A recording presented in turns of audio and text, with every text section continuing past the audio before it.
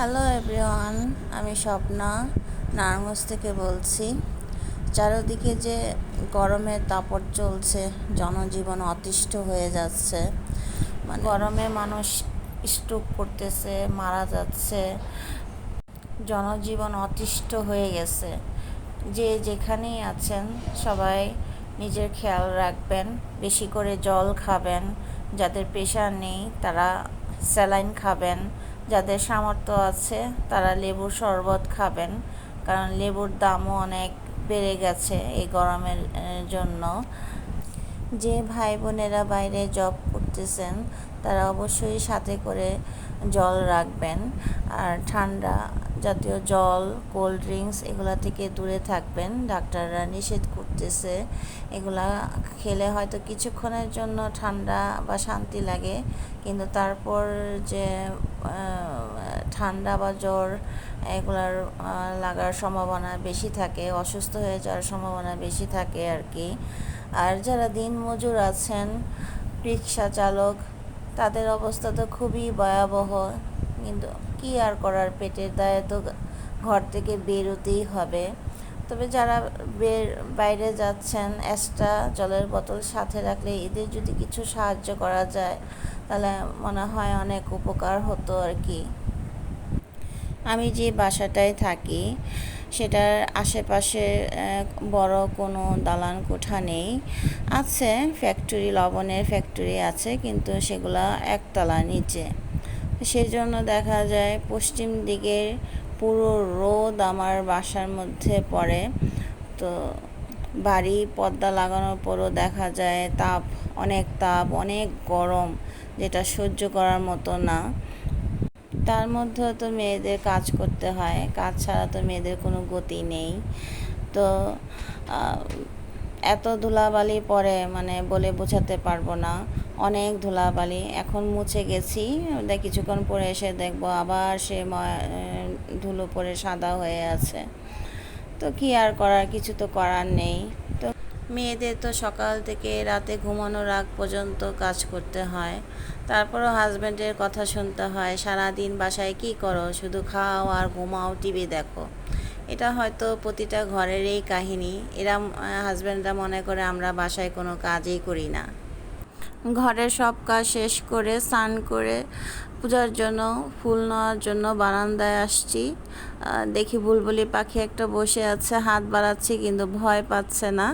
তো পাখিটা আমার বারান্দায় একটা বাসা করেছে, অন্য একটা ভিডিওতে শেয়ার করব। তো ভালোই লাগে সকাল হলে পাখির কিচিরমিচিরে ঘুম ভাঙে।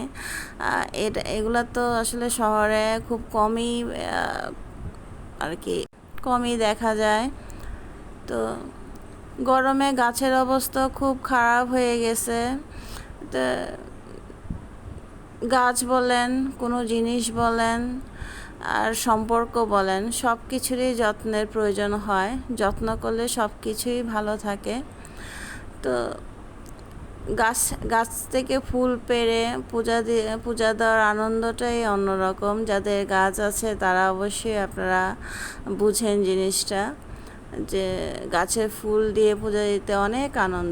যাদের বারান্দা আছে বা ছাদ আছে, যাদের গাছ লাগানোর সুযোগ আছে, তারা বেশি বেশি করে গাছ লাগান। গাছ লাগালে মন ভালো থাকে, মনে একটা শান্তি কাজ করে। আর যাদের ঘরে গাছ লাগানোর মতো পরিবেশ আছে বা আলো বাতাস আছে, তারা ঘরের মধ্যেও গাছ লাগাতে পারেন, ইনডোর প্ল্যান্ট। এতেও ঘর অনেক ঠান্ডা থাকে, চোখের একটা শান্তি কাজ করে যে চারদিকে সবুজ আর সবুজ।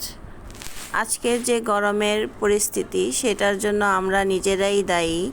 তো বেশি করে গাছ লাগান, পরিবেশ বাঁচান।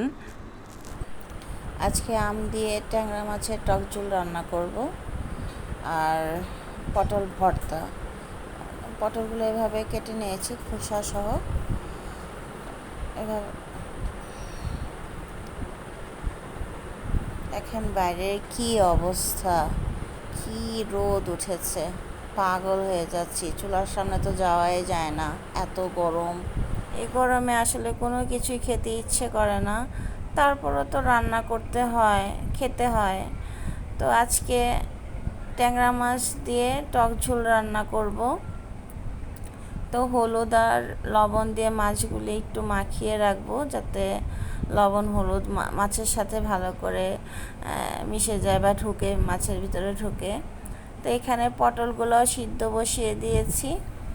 এই গরমে আসলে হালকা খাবারই খেতে ভালো লাগে। তো মাছগুলোকে ভেজে নেব, বেশি ভাজবো না, হালকা একটু ভেজে নেব। অনেকে মাছ ভাজেও না, কাঁচা রান্না করে। তো কাঁচা রান্না করলে দেখা যায় কি মাছগুলা ভেঙে যায়, তখন কাটা কাটা হয়ে যায়, তখন খেতে ভালো লাগে না। তো মাছগুলো যদি একটু ভেজে নেই তাহলে আর ভাঙার সম্ভাবনা থাকে না, মাছগুলো আস্তে আস্তেই থাকে। তো এইভাবে সবগুলা মাছই আমি ভেজে উঠিয়ে নেব।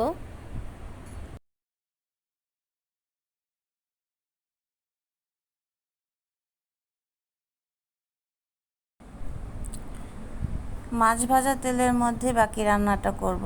এর মধ্যে অল্প একটু সরিষে আর রাঁধুনি ফোড়ন দিলাম। তারপর দিয়ে দিতে হবে 1 চা চামচ জিরা গুঁড়া, হলুদ আর মরিচ।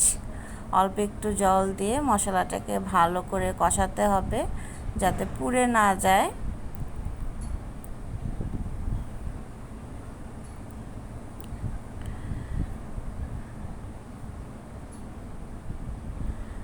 দিয়ে দিতে হবে স্বাদ মতো লবণ।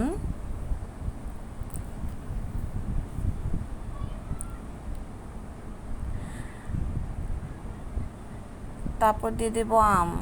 বেশি আম দেইনি, কারণ আমগুলো অনেক টক, বেশি দিলে বেশি টক হয়ে যাবে, তখন আবার খেতে ভালো লাগবে না। দিয়ে দেব জল।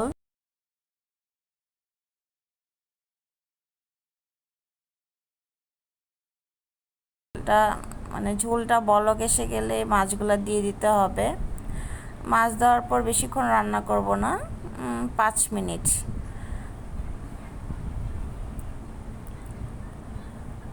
তো অল্প মশলায় পাতলা, একদম পাতলা হালকা একটা খাবার, অনেক গরমের মধ্যে খুব খেতে ভালো লাগে। একবার হলো ট্রাই করে দেখবেন। মাছ রান্না হয়ে গেছে, এখন এটা নামিয়ে ফেলবো। তো এখন পটল ভর্তা বানাবো। ব্লেন্ডার জারে সিদ্ধ করা পটল, তারপরে দিয়ে দেব রসুন, তারপর কাঁচামরিচ আর ছোটো চিংড়ি মাছ হলুদ লবণ দিয়ে ভেজে নিয়েছি, সেগুলো দিয়ে দেব। দিলাম লবণ। ধনে পাতা থাকলে ধনে পাতাও দিতে পারেন, আমার কাছে এখন নাই তাই দিলাম না। তো পটল ব্লেন্ড করা হয়ে গেছে, এখন কড়াইতে কিছু পেঁয়াজ দেব।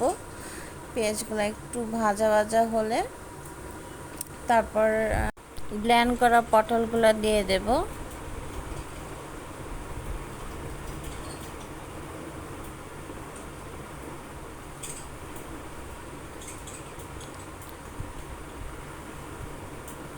ভালো করে নাড়তে হবে, কন্টিনিউ নাড়তে হবে, যাতে কড়াইতে লেগে না যায়। দিয়ে দেবো একটু হলুদ। হলুদ দিয়ে ভালো করে নাড়তে হবে, নেড়ে একদম ভাজা ভাজা করে ফেলতে হবে, যেন তেলগুলো উপরে উঠে আসে, এই আর কি।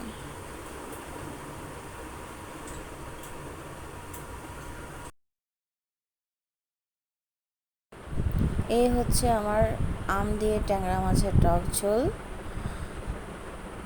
একদম হালকা একটা খাবার। আর হচ্ছে পটল ভর্তা। সব রান্না তো আর দেখানো সম্ভব নয়। আমি একটু অসুস্থ, ভয়েস দিতে গিয়ে কথা বারবার আটকে যাচ্ছে মুখে, তো সবাই ক্ষমা দৃষ্টিতে দেখবেন। এই হচ্ছে আজকে আমাদের দুপুরের খাবার, ট্যাংরা মাছের টক ঝোল, পটল ভর্তা, ডাল আর লাউয়ের খোসা আর আলু দিয়ে চচ্চড়ি। একটা পার্সেল এসেছে, তো এটা বারান্দার জন্য আমি অর্ডার করেছিলাম। দুটো একসাথে লাগানো ছিল, অনেকক্ষণ চেষ্টার পর খুলতে পেরেছি। যেভাবে বারান্দায় সেট করেছি এটা। তো আজকের ভিডিওটি যদি ভালো লাগে থাকে প্লিজ একটা লাইক অ্যান্ড সাবস্ক্রাইব করে পাশে থাকবেন। আর সবাই ভালো থাকবেন, সাবধানে থাকবেন। ধন্যবাদ সবাইকে।